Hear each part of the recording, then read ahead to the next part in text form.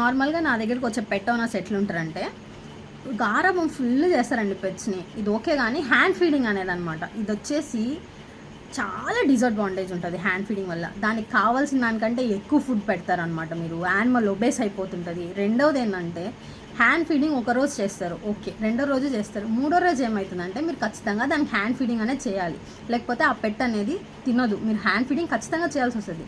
ఇంకొకటి ఏంటంటే ఇక్కడ పెట్స్ నార్మల్ బిహేవియర్ ఎట్లుంటుందంటే ఏదైనా డిసీజ్ వచ్చినా కూడా, లేకపోతే ఏదైనా బాడీ ఏదో సరిగ్గా లేదు దానికి బాడీలో అన్నప్పుడు నార్మల్గా ఏం చేస్తుందంటే యానిమల్ అనేది నార్మల్గా వచ్చేసి మీకు పికింగ్ స్టార్ట్ చేస్తుంది. ఫీడింగ్ హ్యాబిట్స్ అనేది చేంజ్ అవుతాయి, పిక్ చేసి మరీ తింటూ ఉంటుంది అనమాట. చికెన్ అయితే చికెన్, నాన్ వెజ్ మాత్రమే తింటుంది, రెగ్యులర్ ప్యాటర్న్ ఉండదు.